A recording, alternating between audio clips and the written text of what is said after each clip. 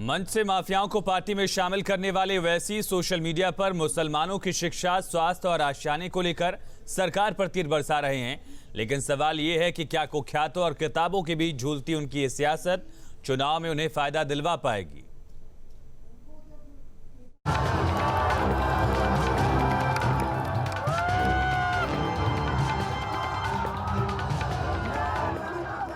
UP चुनाव में असर छोड़ने के लिए असदुद्दीन ओवैसी की party all India Majlise Ittehadul Muslimeen कोई कसर नहीं छोड़ रही।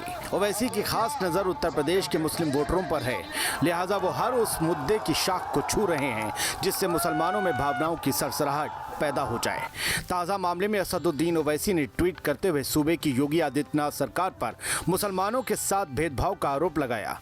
ओवैसी ने लिखा, यूपी में मुसलमानों की साक्षरता दर सबसे कम है क्योंकि मुस्लिम इलाकों में स्कूल कॉलेज नहीं खोले जाते।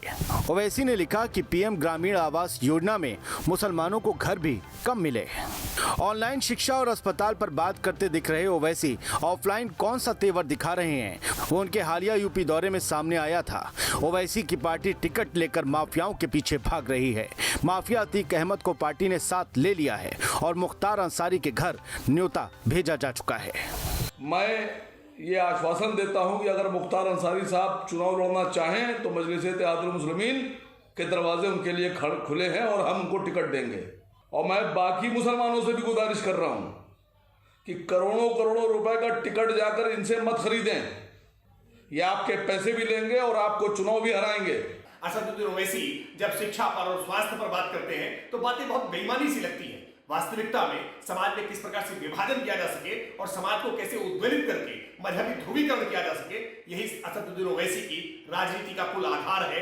वो जिन्ना वाली सोच पर ही काम करते हैं। मुसलमानों का वोट हथियाना ओवैसी का लक्ष्य है, इसलिए उनके निशाने पर मुसलमान वोटों पर दावा ठोकने वाली दूसरी पार्टियां भी हैं। जैसे भारतीय जनता पार्टी बात विकास की करती है लेकिन काम चंद उद्योगपतियों के लिए करती है, वैसे ठीक ओवैसी जी भाजपा की भांति भाजपा की संस्कृति से ओतप्रोत होकर नाम तो विकास का ले रहे हैं लेकिन आमंत्रण अपराधियों कर रहे हैं। दोनों के काम एक हैं, दोनों के विचार एक हैं, दोनों की नीति और रीति एक है।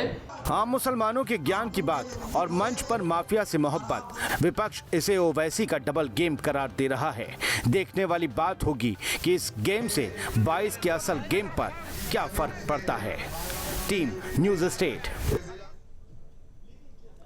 प्रदेश में 350 से अधिक सीटें जीतने के लिए बीजेपी ने मिशन 78 की शुरुआत की है।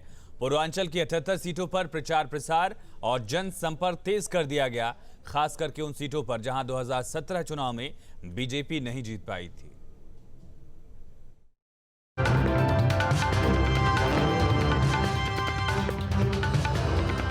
मिशन 2022 में जुटी सभी सियासी पार्टियां अपने पूर्ण बहुमत की सरकार बनाने के लिए लोगों के बीच में उतर चुकी हैं। चाहे बीजेपी हो या फिर आम आदमी पार्टी, हर पार्टी का लक्ष्य 300 से अधिक सीटें जीतने का है।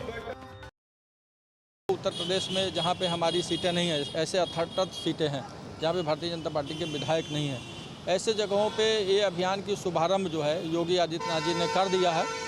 कुशीनगर जनपद के जो रामकोला विधानसभा से, रामकोला में, फिर सेवरही में, फिर इसी क्रम में आगे जो है देवरिया के भाट पार में हमारे जो आजमगढ़ के कुछ विधानसभाएं हैं, ऐसे विधानसभाओं में माननीय मुख्यमंत्री जी और आदरणीय प्रदेश अध्यक्ष जी दोनों लोग ऐसे विधानसभाओं में जाएंगे और वहाँ पे कार्यक्रम को कर रहे हैं। और जो भी हमारी जो जन कल्याणकारी योजनाएं हैं लगातार जो है योगी जी के नेतृत्व में जो चल रही हैं, जो मोदी जी के नेतृत्व में चल रही हैं, उसको हम लोग लगातार लोगों के बीच में पहुँचाने का भी काम कर रहे हैं। मिशन 78 के पहले चरण की शुरुआत संत कबीर नगर, कुशीनगर, देवरिया और महाराजगंज से की गई, जहां मुख्यमंत्री अपनी सरकार की उपलब्धियों को गिना रहे हैं। एक अभियान अपने हाथों में लिया है। प्रदेश अध्यक्ष जी जनपद कुशीनगर जनपद से कल आप लोगों ने इस अभियान का शुभारंभ किया है कि 2017 में जिन विधानसभा सीटों पर भारतीय जनता पार्टी सफल नहीं हो पाई थी, 2022 में उन्हें सफलता की ओर अग्रसर करने के लिए हम लोगों के सम्मेलन प्रारंभ हुए थे और हम लोग कल कुशीनगर में थे। वहीं फिर से सरकार बनाने की तैयारियों में जुटी समाजवादी पार्टी भी अब गांव-गांव जनसंपर्क अभियान और जनसभा कर रही है। सपा का फोकस पूर्वांचल भी है।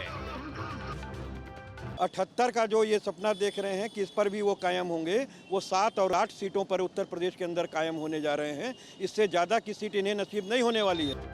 2022 के चुनाव में यूपी में फिर से कमल खिलेगा या फिर साइकिल ट्रैक पर लौटेगी। लेकिन जिस तरह से बीजेपी की तैयारियां हारी हुई सीटों को लेकर तेज हुई हैं, उससे विपक्ष भी अपनी रणनीति बदलने पर मजबूर हो गया है। मिशन 2022 में जुटी बीजेपी ने अब मिशन 78 की शुरुआत की है। उन 78 सीटों पर बीजेपी ने प्रचार प्रसार और जनसंपर्क अभियान तेज कर दिया है, जो 2017 में वो नहीं जीत पाई थी। लेकिन समाजवादी पार्टी का आरोप है कि जिस तरह से 5 साल में बीजेपी से जनता त्रस्त है, उसको देखते हुए बीजेपी को 7 से 8 सीटें बामुश्किल मिल पाएंगी। वीडियो जर्नलिस्ट प्रदीप और साथ दीपक श्रीवास्तव, न्यूज स्टेट गोरखपुर।